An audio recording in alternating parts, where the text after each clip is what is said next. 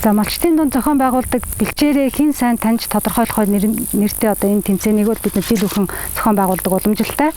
За энэ удаагийн тэмцээнийг бид зохион байгуулахаар Арангаа аймгийн Тариад сумын одоо Бөөрөлжүүд бахын өвлжин хаваржааны бэлчээр дээр ингээд цугласан байна. За манай өнөөдрийн тэмцээнд одоо 3 баг оролцохоор хүрэлцэн ирсэн. Тариад сумын Бөөрөлжүүд Задгай гэсэн 2 бахын малчтын төлөөлөл байна. За мөн одоо хүч зэрэгэлдээ байгаа Чулууд сумын малчтын төлөөлөлд оролцож байгаа ийм бүрэлдэхүүнтэйгээр бид өнөөдрийн үйл ажиллагааг эхлүүлж байна. За тэгэхээр энэ үйл ажиллагаа яаж явагдахыг бол багууд одоо тус бүрдээ даалгавартай одоо бэлчээрийнхаа ургамлыг таньж тодорхойлох, заагур ургамлыг нь тодорхойлох, тэрэн дээрээ улбалаад бэлчээртээ үнэлгээ өгөх гэсэн одоо ийм байдлаар явагдана. За өнөөдрийн тэмцээнийг шүүх манай шүүгчдийн бүрэлдэхүүн энд байна, танилцуулъя. Ногоолт малын эрүүл мэндийн төслийн зохицуулагч Инх Хамгалан байна. За мөн одоо Арангаа аймгийн Тариад сумын цагуурын станцын дарга Баццэг байна. За Тариад сумын хөдөөж ахуйн засгийн мэрэгжилтэн Чойн Жирмэд. За ийм 3 шүүгчтэйгээр бид өнөөдрийн үйл ажиллагааг явуулах гэж байна. За тэгээд энэ үйл ажиллагаа бол ерөнхийдөө орон нутагт одоо сүүлийн 4-5 жил хийгдэж ирсэн фото мониторинг хөтөлбөртэй холбогдож хийж байгаа. Яагаад гэвэл манай балчт бол бэлчээр ашиглах урт хугацааны гэрээний хэрэгжилтийг фото мониторингийн дүнгээр одоо дүгнэдэг. За энэ дүгнэлтэнд малчид өөрсдөө оролцдог, өөрсдөө хамт явж миний бэлчээрт ямар өөрчлөлт гарч ийнэ гэдгийг бол таньж тодорхойлох чадах бол зайлшгүй чухал учраас энэ зорилгын үүднээс бид энэ тэмцээний одоо зохион байгуулдаг уламжлалтай байгаа. За багууд 4 төрлийн даалгавар гүйцэтгэх байгаа. За энэ даалгаврын эхний хэсэг нь юу вэ гэвэл багууд багийнхаа танилцуулгыг хийн, багийн ахлагч гарч ирээд за тэгээд энэ танилцуулгыг өнөөдөр манай энэ тэмцээнд оролцож байгаа Чулууд сумын малчтын төлөөллөөс эхлэе гэж ингэж бодож байна. За манай Арангаа аймгийн Чулууд сумын Улаан аваа бэлчээрэгчдийн холбооны тэрэг Алтан гэрэл гэдэг хүн байна. За тэгээ манай бах бол одоо малчин болон мал бүхий иргэдийн одоо 94 өргөтэй. За нэг 42850 м2 хамарсан одоо нутаг дэвсгэртэй. Тэгээ хонь толгой шилжүүлснээр нэг 55,000 толгой малтай. Бодтойгоо явбал нэг 27,000 толгой малтай. Тэгээ ийм бах байна. Тэгээд манай бахын одоо үйл ажиллагаа гэвэл ерөнхийдөө 100 намартаан бол нэг өвлжин хаваржааныхаа бэлчээрийг ер нь ашигладаг, тавьдаг. Тэгээ 100 намартаан голынхон зах руу ер нь хожир шүүрүүгээ их малаяад Тариад сумын Бөөрөлжүүд багийн Задгай бахын ахлагч үлзээч юм байна. Манай Задгай хэсэг нь болохоор 60 гаруй өргөтэй 11,000 гаруй толгой малтай. Байнгын 2 одоо манай нийт нутгаа 2 хувааж өвөл зүүн үйлрэлд хавар намраар нь ашиглаж нүүдэлж нутгалдаг. Ийм хэсэг байгаа. Манай хэсэг нь хавар 3 сараас хойш 9 сарын хүртэл голын хавар засагт нутгална. Бэлчээрээс илгэж. Хойд өвлжөөнийх нутгийг 9 сараас 3 сар хүртэл тэнд одоо өвлжөөлж ашигладаг. Манайхнаа одоо хамгийн хүндрэлтэй юм бол бидний өвлжөөний энэ бараг 50% орчим нь хужиртай. Тийм одоо толоочтой газар учраас бусад багийн өрхүүд орж ирж малаа хужирлах нэрийдлэр одоо оторлог хүртэл арга хэмжээ авдаг.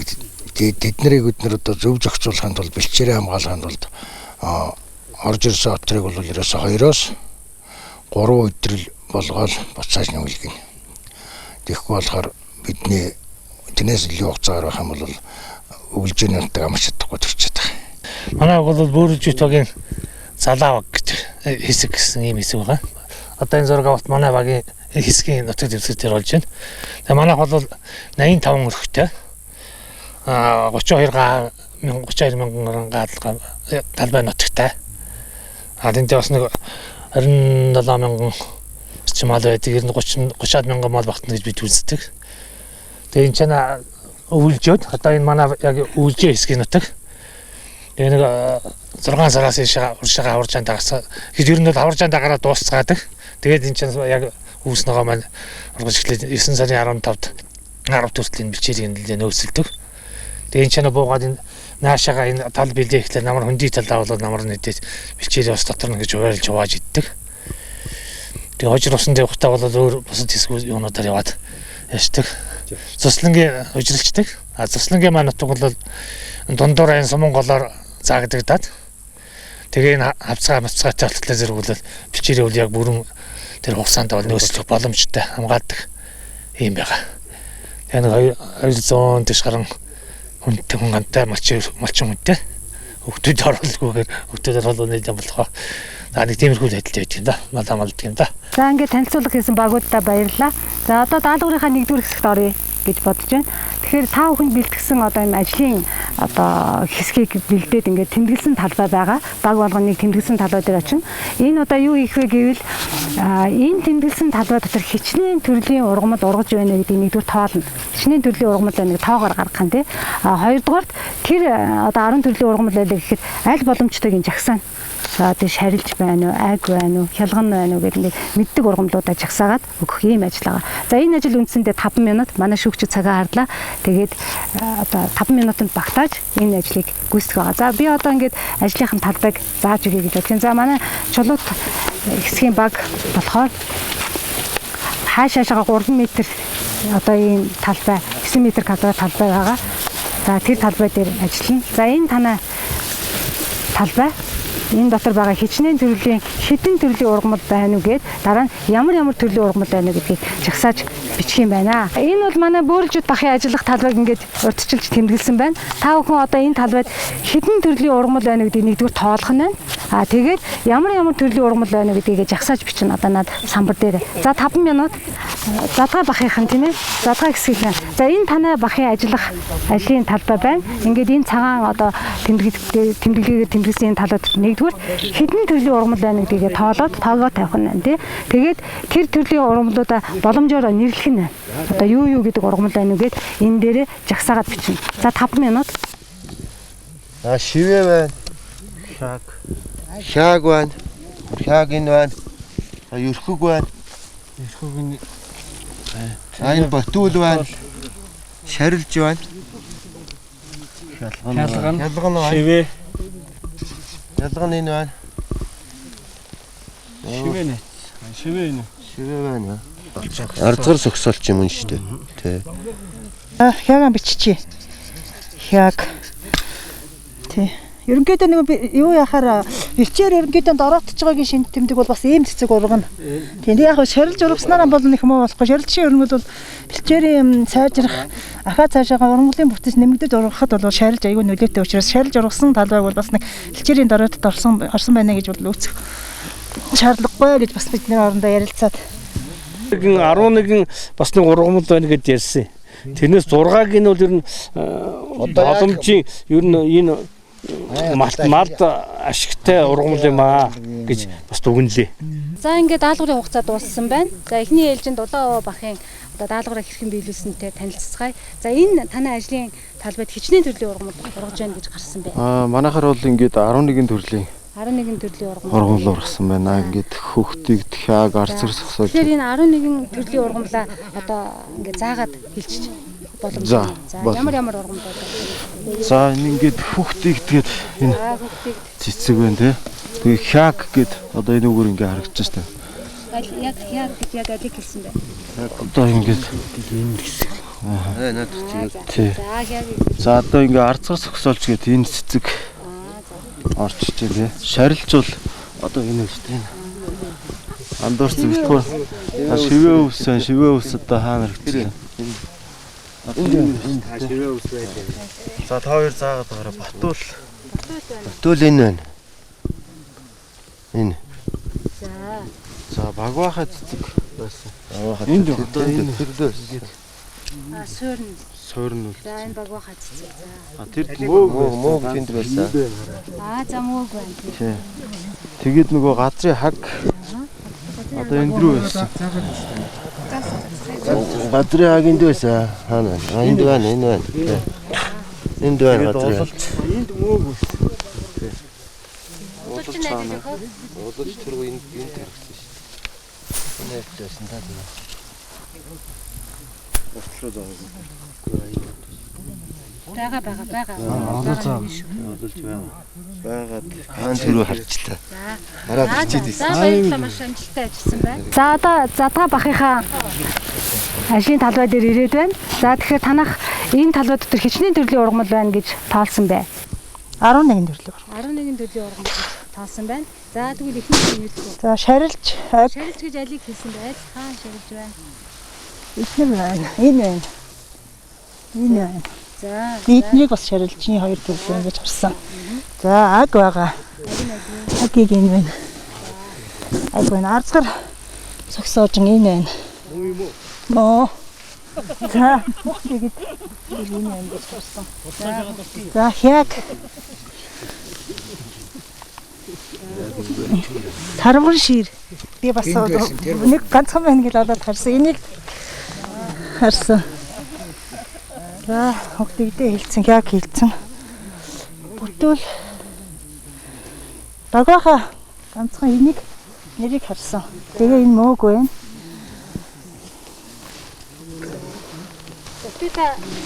Бүтүүл заах. бүтүүл энэ цаана. Агуулгын нэг бибэн баам. Тий бибэн баам. Энийг бибэн баамгийн унсан байна гэж харсан. Эднэрийг бибэн баамгийн өмнөд байна гэж харсан байхгүй. За Бүтүүлийн Тулч одоо энэ нам энэ байна. Тэг энэ байна. За баярлалаа. Тэгээ ерөнхийдөө манайхаас талбайгаа дүгнээд хичнээн шарилжтай байлаач гэсэн ер нь яг шарилж ургаж байгаа юм чи урмал ургах хүн гэсэн бас тавигдж байна. Шарилжтай талбай бол бас нэг бэлчээрийн дараалтад орцсон бас нэг хүн ашиглахаа болцсон талбай бол биш ээ. Манай талбай бол ерөнхийдөө яг 100 амартаа сэлгэлтэнд ороод идэг болохоор манай талбай бол бас нэг тийм дараалтад орчоогүй талбай. Тэгээд бас энэ маань яг нэг арзгар согсоож ургасан болохоор ерөнхийдөө бас бэлчээрийн бид нар бас анхаарахаар байгаа юм байна шүү гэдгийг бол энэ талбай дээр энэ ургасан байна. Ерөнхийдөө бас бэлчээр тийм айгуу сайн хамгаалж мал эдийн засгийн эрдэнэтэндээ орвол малынхаа тоо тоолгыг цөөлөхтэй ерөнхийдөө 100 намартаа бэлчээрээ сэлгэх энэс бас цааш зөндөө их ажил зохион байгуулах юм байна гэдэг энэ талбай дээр хийсэн ажиглалтаас дүгнэлт хийчихэд байж байна. За ингээд эхний даалгавар амжилттай бэрхжүүлсэн та бүхэнд баяр хүргэе. Одоо даалгаврын дараагийн хэсэгтээ оръё гэж бодож байна. Энэ даалгаврыг хийхийн өмнө би нэг зүйлийг тодруулж хэлье. Ер нь бол та бүхэн бэлчээрийн ургамлыг маш сайн таньж гин, тодорхойлж чадж гин тийм ээ. Бэлчээрийн ургамлын дотроос заагур ургамлууд гэж байдаг та бүхэн сонссон баг. Заагур буюу индикатор ургамлууд. Энэ юу вэ гэвэл энэ ургамлууд дотроос доройтсон бэлчээрийг одоо тодорхойлдог ямар ургамлууд байна вэ? Доройтоогүй бэлчээрийг тодорхойлдог ямар ургамлууд байна? Жишээлбэл бид нар ингээ хөдөөхээр ингээ явж байгаа. За ингээд дааган сүүл ургачихсан, эрхэг ургацсан байвал за энэ үл ер нь бол нэг боломжийн бэлчээр байна гэж хэлдэг. Яагаад вэ? Тэр заагур ургамлыг ашиглаад хэлж байгаа байхгүй юу? За энэ их доройтсон бэлчээр байна. Яагаад гэвэл энд луйл ихэнх хувийг нь эзэлдэг болчихжээ гэж ингэж энэ заагур ургамлыг хэрэгэлдэг штэ. За тэгвэл одоо дараагийн даалгавар юу вэ гэвэл та бүхэн төрийнхээ ажилласан ажлын талбай дээр очиод та бүхний нэрлсэн 11 зүйл ургамл дотроос хэдэн сайн соргог бэлчээрийг одоо илэрхийлдэг ургамал вэ? Хэдэн хувийг эзэлж байна гэдгийг тодорхойлох юм. Өөрөөр хэлбэл манай бэлчээр үнэхээр бас боломжийн байна шүү гэдгийг илэрхийлж хэлээд байгаа ямар зүйл ургамлууд байна вэ гэдгийг тоолоод нэрлээд гаргана гэсэн үг. Ойлгомжтой юу?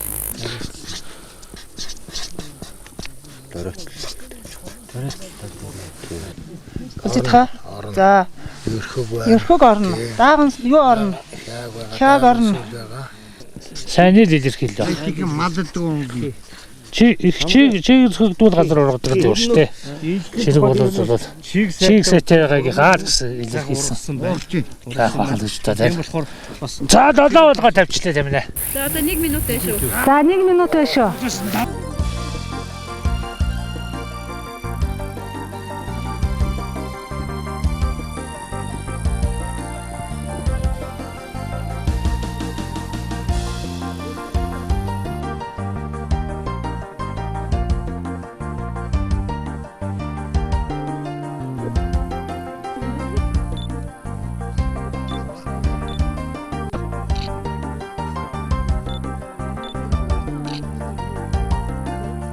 За ингээ 2 дахь удаагийнхаа даалгаврыг амжилттай хэрэгжүүллээ. Та бүхэн дахин баяр хүргэе. Одоо 3 дахь даалгавар. За манайхан бол заагур ургамлыг маш сайн таньдаг юм байна. Сая 2 дахь даалгавраар соргог эрүүл бэлчээрийг илэрхийлдэг заагур ургамлуудаа бид нар тодорхойллоо шүү дээ, тий. За одоо энэ 3 дахь удаагийн ажлаар болохоор юу хийх вэ гэвэл доройтлыг илэрхийлж байгаа заагур ургамлуудаа жагсаана. дороотлыг илэрхийлж. За одоо юу гэдгийг манай энэ бэлчээрт одоо нэг асуудал байна гэдгийг илэрхийлээд байгаа ямар зүйлийн хичнээн ургамал байна уу гэдгээ одоо гаргаж өгнө. За ингээд 3 минут.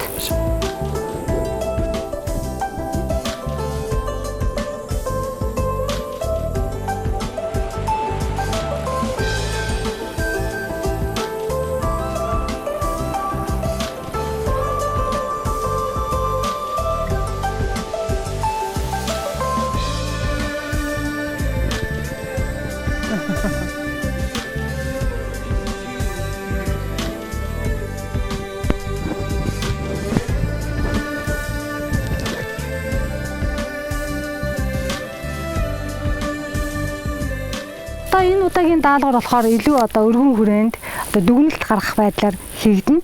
Тэгэхээр юу вэ гэвэл энэ бол одоо манай бөөрөлжүүд багийн өвлжин хоржооны бэлчээр байна. Ургалтын хугацаанд чөлөөсөн байна. Сүүлийн 5-6 жил чөлөөсөн. Тэгэхээр ер нь бол бэлчээрийн дороотл гэдэг бол ингээд нэг өдрөөс 2 өдрийн дотор, нэг жилийн дотор явагддаг гэд биш тийм ээ. Одоо ерөөсө хар цагаан тийм ялгах биш. Айжмаар дороотлын процесс явж идэг. Сэргэлтийн процесс мөн айжмаар явж идэг. Тэгэхээр бид нар зөвхөн ургамлаар нь харж энэ маань одоо сайн бэлчээр юм уу бэлчээр гэдгийг тодорхойлохоос гадна энэ процесс аль чиглэлдээ яаж явж ийнэ гэдгийг бас үнэлэх хэрэгтэй. Манай бэлчээр 2 жил сэлгээд сайжрах тал руугаан байна уу, доктортой байна уу, эсвэл бүр одоо муудаад байна уу гэдэг энэ процессыг бид нар үнэлдэг байх хэрэгтэй байгаа.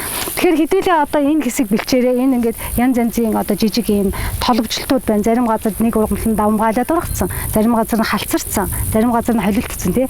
Тэгэхээр ерөнхийдөө хэдүүлээ энэ талбайгаа жаахан тойрч алхаад энэ бэлчээрт ямар процесс явагдаж байна?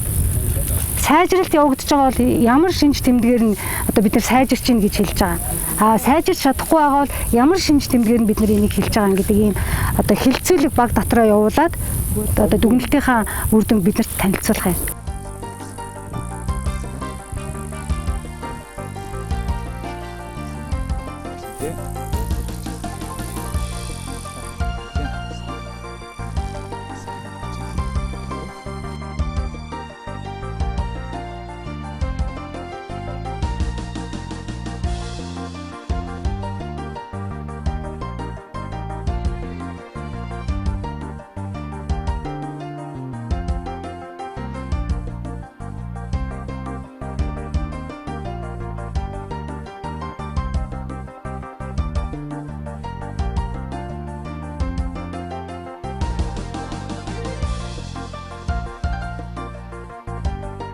За манай баг сүүлийн даалгавраа амжилттай хэрэгжүүлж дууслаа тий. Одоо тэгэхээр баг бүрээс нэг гишүүн гарч ирээд саяныхаа ажлын даалгаврыг танилцуулна. Дахиад би тайлбарлая. Хэдүүлээ одоо энэ бэлчээрээ арай өргөн хүрээнд нь хараад энд ямар процесс явагдаж байна вэ? Дороотлын процесс явагдаж байна уу? Сайжрах процесс явагдаж байна уу? Яаж илэрч байна уу? Юун дээр нь үндэслээд бид нар одоо энэ бэлчээр бол сайжирч байгаа юм байна гэж хэлж байгаа юм бэ гэдгийг тайлбарлах нэ. За чулуутын багаас эхлэх үү? За манай багаас энэ хүү бэлчээрийг одоо дороотл илэрхийлж байгаа ургамал нь давмгаалж байгаа тул 30-аас 40% дороотолтой гэж үзсэн. Одоо энэ шарилж энэ ер нь галцгай газар ихтэй байна. Энэ 30-аас 40% дороотолтой гэж дүгнсэн. Энэ бэлчээрийг. Дороотж явнаа. Тий, ер нь дороотж байгаа тал руугаа явж гин гэж дүгнсэн. Тий. Өөрчлөлтөнд ороод. Тий, өөрчлөлтөнд ороод. Одоо энэ дороотл илэрхийлж байгаа ургамал нь их тул. Тий, ургацын бүртгэл нь одоо сэрэгжсэн байна. Их нягт биш байна. Тэгэхээр ер нь дороотж байгаа л гэж үзэж байна. Манай баг болохоор энэ орчныхон бэлчээрийн ажиглалт талбайд ажиглалт хийлээ. Тэгээд ерөнхийдөө бол бэлчээрийн дороотлыг илэрхийлдэг заазуур ургамлын дийлэнх хувь нь ургасан байна. Тэгээд бас хөрсөнд маань зөндөө их халцралт үүссэн.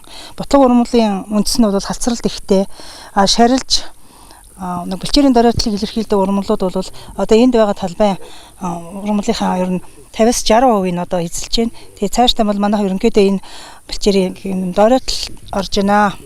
Бэлчээрийн дороотл орж байна. Одоо ингээм бэлчээр ашиглах хэсэг маань бас энэ талбай болон энэ нутгийн дэвсгэрийн ургамлыг мөн энэ бэлчээрийн талбайг ерөнхийдөө хамгаалтандаа аваад бас цаашд нь бас хамгаалах тал дээр арга хэмжээ авч ажиллах зүйтэй болчихжээ гэсэн дүгнэлтийг хийж байна да. За бид нэр бол сая талбайгаа таарж ингэж нэгтэлж үзээд бас дөрөлт нь яг нэг 40% гэж боддог тийм ээ. Бас нэг 60% зэрэгтэй бас боломж байна. Урд зүйлүүдтэйгээ бас харьцуулах бас нөгөө байга байдаг болохоор нэг тийм харьцуулах бодол бас сэтгэл төрөөд байна л да. Тэгээ нэг энэ хирааны ашиглаад байхад бол бас нэг зуншлаг бас нэг энэ хур усны инжилих шиг байх юм бол бас ургах дээшлэх тийм шиг болох юм байна гэсэн нэг юм дүгнэлт хийгээд байгаа. Тэгээ ерөнхийдөө бол одоо энэ өтгөрсөн хангаа янз амар тийм шиг ургаад идэггүй шүү дээ. Ер нь тархаа ургадаг. Тэгтээ бол яг доройтох нь бол дороожсэн бэлчээр. Одоо бүр эргэн сэргээд нөхцөл нь бүрдсэн байна гэж хараад байна. За одоогийн бэлчээрийн төлөв байдлын талаар ямар процесс явагдж байгаа талаар бид нар сая ярилцлаа. Та бүхэн өөрсдийнхөө ойлголт тийм ээ одоо бас үнэлгээнээс ингээд танилцууллаа. Зөвхөн яг энэ үйл ажиллагааг ингээд хаахын зэрэгцээ тий би бас саналаа хэлье гэж ингэж бодлоо. Тэгэхээр үнэхээр энэ бэлчээр бол ерөнхийдөө нэг үейтэн одоо нарийн ус гололсон алаг үстэй ийм бэлчээр ер нь бол байсан байна. Одоо өндөр уулын бүсийн хангаан бүсийн ийм одоо голлох бэлчээрийн төрлийн нэг байна. Тэгээ яг ер нь бол өөрийнх нь төрөх байдал унган төлөв байдал нь бол хамаагүй одоо нягтрал ихтэй тийм ээ нарийн ус нь халиурсан тийм одоо бэлчээр байсан бол одоо бас л одоо зохистой биш ашиглалт тийм ээ өнжихгүйгээс болж сууж идснээс болж дороотод нэлээд хүнд нөхцөлд хүрсэн байсан 5-6 жилийн өмнө тий. Тэгээд одоо манай малчид бол зохион байгуулалтанд ороод энийг бол ургалтын хугацаанд ядаж энд ашиглалтыг байлгахгүй тэр ургамалт сэргэн ургах боломжийг өгдөг одоо тийм арга ачааллаар ашиглаад ирснээр одоо сүүлийн 2-3 жил ингээд өөрчлөлт гарч эхэлж байна. Тэгээд энэ өөрчлөлтүүдээс гол нь бид нар одоо зүйлээ бол таньдаг учраас за нөгөө хялган байна уу алаг даган сүүл байна уу тий одоо эрхэг байна уу гэдээ ингээд үнэлээд яаж нөгөө талаас бол ерөөсөө энэ хөрсний өнгөн хөрс гэдэг бол ургамалтайгаа байхтаа ч гэсэн бас ингээд нөгөө элегд лидерлд орж идэг урсаад явж идэг тийм ээ. Тэгэхээр энэ бүх одоо сөрөг зүйлүүд бол одоо сайжрах бэхлэгдэх юм одоо нөхцөлд хүрсэн байна гэж ингэж харж байна. Одоо гэхдээ энэ бол болцсон гэсэн үг биш. Ахаад яг одоогийн байгаа энэ ачаалаараа үргэлжлүүлээд ашиглах юм бол энэ бол нэг ойрын 5 жилд бол унган дэлгүүрүүгээ нэлээд ойрцсон сайн бэлчээр болно гэж ингэж бодож байна. За өнөөдрийн тэмцээн ингээд амжилттай өндөрлж байна. Тэгээд тэмцээний дүнг манай шүүгчдийн бүрэлдэхүүн танилцуулнаа. За манай шүүгчийн баг одоо 3 багийнхаа гишүүдийн оролцож байгаа идэх зүйтгэл за саяны одоо өгсөн даалгавруудын гүйцэтгэлийг харгалзаж үзээд нэгдүгээр байрыг Чулууд сумын Улаан аваа бэлчээрэгчдийн хэсэгт эдгээр байрыг өгч байна. Яагаад гэвэл манай одоо хэсгийн тайлбарсан ахлагч манай малчин залуу нэгдүгээр тэр нөгөө ургамлаа танихаас гадна ургамлын одоо тэр шинж тэмдэг одоо харьцуулсан байдал тэгээ ер нь бол одоо малчин хүний соргог тийм ажигч ухаанаар бас их нэлээд ургамлаа одоо ер нь бол маш сайн идэвхтэй оролцлоо. Тэгээд бас одоо ингээ холоос зорж одоо энэ тэмцээнд оролцсон Чулууд сумын бэлчээрэгчдийн хэсгийн Улаан аваа бэлчээрэгчдийн хэсгийн ахлагч тэгээ 3 малчин залуудаа одоо баяр хүргэе. Тэгээ нэгдүгээр байрын шагнал 300,000 төгрөг.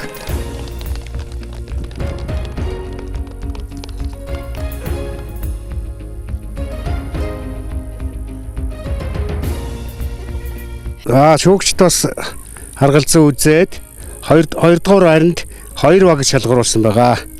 Тэгээд залаа хэсэг задгаа хэсэг 200,000 төгрөг.